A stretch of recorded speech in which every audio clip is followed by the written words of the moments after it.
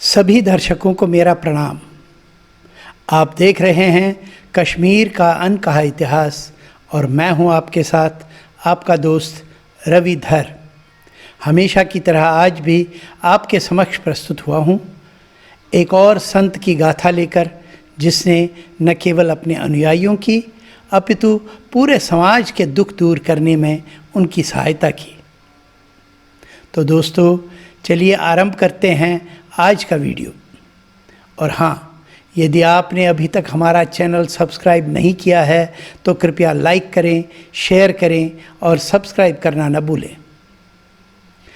कश्मीर को ऋषिवर के नाम से जाना जाता है, एक बगीचा जहाँ प्रबुद्ध आत्माएं खिलती हैं। ये प्रवृत्ति निश्चित रूप से ऋषि कश्यप द्वारा स्थापित की गई थी, जिन्होंने हजारों साल पहले कश्मीर घाटी की स्थापना की थी। तब से यह भूमि अत्यधिक विकसित आत्माओं, विद्वानों की उपस्थिति से धन्य हो गई है, जिन्होंने अपनी उपस्थिति के माध्यम से समाज की स्थिति को ऊंचा किया है। कश्मीर के लोगों को ज्ञान और आध्यात्मिक मार्गदर्शन प्रदान किया है। ये भूमि सर्वोच्च कोटि की शिक्षा, ज्ञान, दर्शन का केंद्र रही है। कश्मीर में पैदा हुए सबसे चमकदार सितारे में से एक, जिन्होंने लोगों को आध्यात्मिक मार्गदर्शन प्रदान किया और मुश्किल कुशा लोगों को उनकी कठिनाइयों से बाहर निकालने में मदद करने वाले के रूप में सम्मानित किया गया। उन्हें ऋषिपीर के नाम से जाना जाता है। उनके जन्म से जुड़ी कई किंवदंतियाँ कश्मीरी पंडित लोक कथाओं का हिस्सा है। उनके पिता पंडित गोविंद कौल खुशू, जो बटियार अल-कदल श्रीनगर के एक संपन्न व्यक्ति थे, उन्होंने अपने जीवन के कुछ देर बाद गुशी, ये हंदवाड़ा में हैं, गांव की सिद्ध लक्ष्मी से शादी की। शादी के बाद माँ ने अपनी बेटी की संतान के लिए पास के पवित्र झरने पर प्रार्थना की। एक दिन प्रार्थना करते समय उसने एक आवाज़ सुनी जो उससे कह रही थी, अपनी बेटी को इस झरने में ले आओ, फूलों का एक गुच्छा दिखाई देगा। अपनी बेटी से फूलों को सूंघने के लिए कहो और तुम्हारी बेटी को एक पुत्र का आशीर्वाद मिलेगा जो एक महान ऋषि होगा। पंडित गोविंद कौल और उनकी पत्नी ने दैवीय आदेश का पालन किया और ऋषि का जन्म वैशाख कृष्ण पक्ष पंचमी को वर्ष 1637 ईस्वी में सोपोर के पास सीर जागीर नामक गांव में वितस्ता नदी पर एक नाव में हुआ था। जब उनकी मां श्रीनगर की यात्रा कर रही थी, उनकी मां के घर से इस स्थान पर एक मंदिर का निर्माण किया गया है और इसे ऋषि सुंदर मंदिर के नाम से जाना जाता है। ऐसा कहा जाता है कि उनके जन्म के तुरंत बाद एक रहस्यवादी योगी जाग गए और उन्होंने अपने शिष्यों को बताया कि हम सभी का मार्गदर्शन करने के लिए कश्मीर के क्षितिज पर दूसरा सूरज उगाया है। फकीर अपने आश्रम से बाहर आया और नाव के पास गया, छोटे बच्चे के माथे को चूमा और उसके नाजुक हाथों में 2 सोने के सिक्के रख दिए। ऐसा कहा जाता है कि गोविंद कौल के कुलगुरु, जिन्होंने छोटे बच्चे की कुंडली बनाई थी, कुंडली देखकर ही प्रसन्न हो गए और भविष्यवाणी की कि बच्चा बड़ा होकर सिद्ध पुरुष बनेगा। कुछ अभिलेखों के अनुसार बच्चे का नाम उनके माता पिता ने केशव रखा था। जब ऋषि 7 साल का था तब उनकी शादी कर दी गई और कुछ ही समय बाद उनके पिता की मृत्यु हो गई। जब वे 12 वर्ष के हुए तो वे सांसारिक मामलों के प्रति उदासीन हो गए और अपना पूरा समय मंदिरों में साधना और गुरु की खोज में समर्पित कर दिया। उन्होंने श्री शारिका भगवती के मंदिर हरि पर्वत का दौरा करना शुरू किया और देवी आंगन में स्थित सिद्धपीठ नामक स्थान पर ध्यान लगाया। 40 रातों तक उन्होंने घुटनों के बल रेंगते हुए अपने घर से, जो 5 किलोमीटर की दूरी पर था, मंदिर की परिक्रमा की। 40वें दिन जब उन्हें देवी शारिका के दर्शन का आशीर्वाद मिला, जिन्होंने उससे पूछा कि वो क्या चाहते हैं। ऐसा कहा जाता है कि ऋषि ने एक सच्चे गुरु की मांग की थी। देवी ने आदेश दिया कि अब से वह जिस पहली व्यक्ति से मिलेंगे वह उनका गुरु होगा। आनंदित होकर ऋषि ने देवी आंगन को छोड़ दिया और अपनी परिक्रमा पूरी करने की ओर चल पड़ा। हरि नामक स्थान पर उसे एक बड़े पत्थर पर बैठे एक संत मिले और उन्होंने उसे प्रणाम किया, लेकिन संत बिना एक शब्द कहे भाग गए, जिससे ऋषि स्तब्ध रह गया। निराश होकर ऋषि अपने घर पहुंचा, लेकिन उनकी माँ ने उसे बताया कि रैनावारी के एक तपस्वी पंडित कृष्णजुकार घर आए थे। उन्होंने ऋषि के लिए हुक्का मांगा और एक कश लेने के बाद निर्देश देकर चले गए कि ऋषि के वापस आने पर वह हुक्का मांग लेंगे। हुक्का पिएं, लेकिन इसे किसी के साथ साझा न करें। आश्चर्यचकित होकर ऋषि ने हुक्का पीना शुरू कर दिया। दूसरे कश के कारण, जिसे आध्यात्मिक भाषा में शक्तिपात कहा जाता है, इसे उसके भीतर दिव्य चिंगारी भड़क उठी, जिससे उसका ज्ञान नेत्र खुल गया और ऋषि भगवान के नशे में धुत हो गया। आखिरकार ऋषि को अपना सच्चा गुरु मिल गया, जिसने उन्हें श्री शारिका यंत्र के बीज अक्षरों से परिचित करवाया।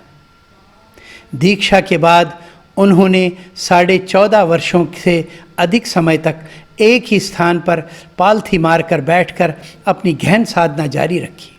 उन्होंने ही तत्कालीन कश्मीरी बोली में पंचदशी शारिका मंत्र की बात की है, जो संस्कृत, फारसी और कश्मीरी का मिश्रण है। उन्होंने अपना जीवन एक गृहस्थ के रूप में कश्मीर के गृहस्थ साधुओं की सच्ची परंपरा में विशेष रूप से अपनी माँ की देखभाल करते हुए बिताया। ऋषिपीर ने वंशावली को जारी रखने के लिए अपनी माँ के अनुरोध पर शादी कर ली थी और उन्होंने संन्यास न लेकर अपनी माँ से अपना वचन निभाया। समय के साथ उनका एक बेटा हुआ, रेहानंद, जो पारिवारिक परंपरा को जारी रखने के लिए समय के साथ एक संत बन गया। जैसे ही ऋषिपीर के चमत्कारों की खबर फैली, वे ज़रूरतमंद लोगों के लिए एक चुंबक बन गए, चाहे वे किसी भी जाति, पंथ या धर्म के हों। संकट में फंसे लोगों के हितैषी के रूप में उनके नाम ने उन्हें उपनाम दिया, पीर पंडित पादशाह। पीर एक सूफी आध्यात्मिक मार्गदर्शक के रूप लिए फारसी में एक उपाधि है और पादशाह बादशाह या राजा के लिए एक कश्मीरी शब्द है। मुसलमानों के लिए वह एक पीर थे, हिंदुओं के लिए वह एक पंडित थे और उन्होंने एक राजा के कार्य किए। उन्होंने मदद के लिए कार्य किए जिन्हें उनके भक्तों ने चमत्कार का दर्जा दिया। इनमें एक विनाशकारी आग को बुझाने में उनकी मदद भी शामिल है, जिसने श्रीनगर शहर के पूरे अल-कदल, जैन-कदल क्षेत्र को अपनी चपेट में ले लिया था। उन्होंने एक भक्त से अपनी लकड़ी की चप्पल, जिसको खड़ाव कहते हैं, कश्मीरी में उसको खराव कहते हैं, आग में फेंकने के लिए कहा। जैसे ही खड़ाव यानी खराव ने आग की लपटों को छुआ तो आग बुझ गई। वे बस लोगों को बचाते हुए बाहर निकल गया। कहा जाता है कि एक दिन उनकी अशक्त माँ ने कश्मीर में, जिसे गंगा अष्टमी कहा जाता है, उस दिन गंगा में स्नान करने की इच्छा व्यक्त की थी। ऐसा कहा जाता है कि ऋषि ने उनसे कहा था कि वो गंगबल, ज़िला गांदरबल में है, 8 दिनों की कठिन यात्रा पर जाने के बजाय वह गंगा को वेतस्ता यानी झेलम पर बटियार घाट पर आमंत्रित करेगा। अपने वचन के अनुसार ऋषिपीर के बारे में कहा जाता है कि उन्होंने अपनी माँ को घाट तक ले जाने में मदद की थी और गंगा का आवाहन किया था। और लो, ऐसा कहा जाता है कि गंगा जल उनकी माँ को नहलाने आया था, जिससे उसकी संतुष्टि हुई। उनकी प्रसिद्धि दूर दूर तक फैल गई। कहा जाता है कि मुग़ल राजकुमार दारा शिकोह, औरंगज़ेब का बड़ा भाई, उनका भक्त बन गया था। दारा शिकोह के साथ उनकी एक मुलाकात से जुड़ा एक बहुत ही दिलचस्प किस्सा है।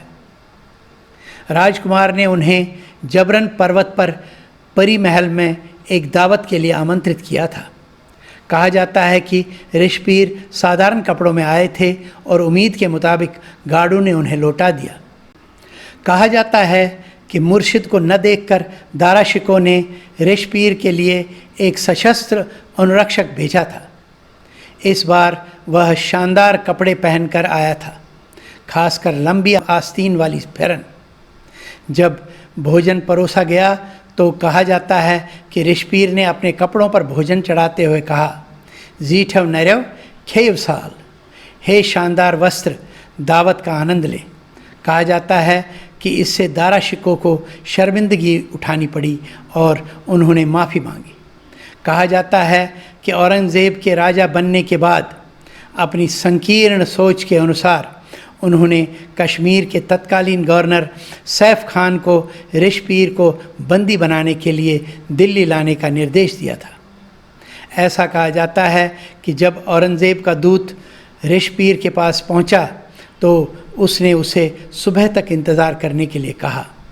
ऐसा कहा जाता है कि रात के दौरान ऋषिपीर औरंगज़ेब के सपने में आए और उससे ऐसा करने से रुकने के लिए कहा। ऐसा कहा जाता है कि भयभीत औरंगज़ेब ने कश्मीर के गवर्नर को इस आध्यात्मिक दिग्गज को 14.5 पैसे की नियाज़ यानी कि श्रद्धांजलि और देवसर गांव कुलगाम के पास एक जागीर देने का आदेश दिया। श्रद्धालुओं द्वारा नियाज देने की परंपरा आज भी जारी है। अल-कदल में उनके मंदिर, उनके आसन पर सैंडल यानी कि उनका वो खड़ाऊं और एक तस्वीर के साथ न केवल कश्मीरी पंडित बल्कि घाटी के मुसलमान भी दौरा करते हैं। भक्त नियाज पेश करते हैं और प्रसाद के रूप में कुलचूर, पारंपरिक कश्मीरी रोटी, इसबंद, हरमाला के बीज और लाई, सूखा मुरमुरा प्राप्त करेंगे।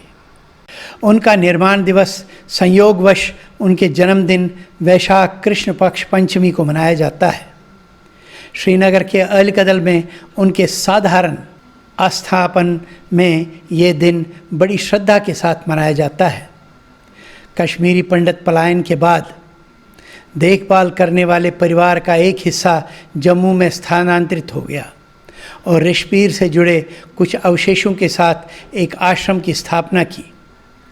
लल्लीश्वरी के बाद पीर पंडित पातशाह दूसरे ऐसे संत हैं जिनके अवशेष उनके अनुयायियों के बीच झगड़े के बाद गायब हो गए। जो दफनाया या दाह संस्कार करना चाहते थे, उनके पार्थिव शरीर के स्थान पर केवल मुट्ठी भर फूल ही पाए गए। मैं जया सिब्बू की निम्नलिखित पंक्ति के साथ पातशाह आलम पीर पंडित को अपनी श्रद्धांजलि समाप्त करता हूँ।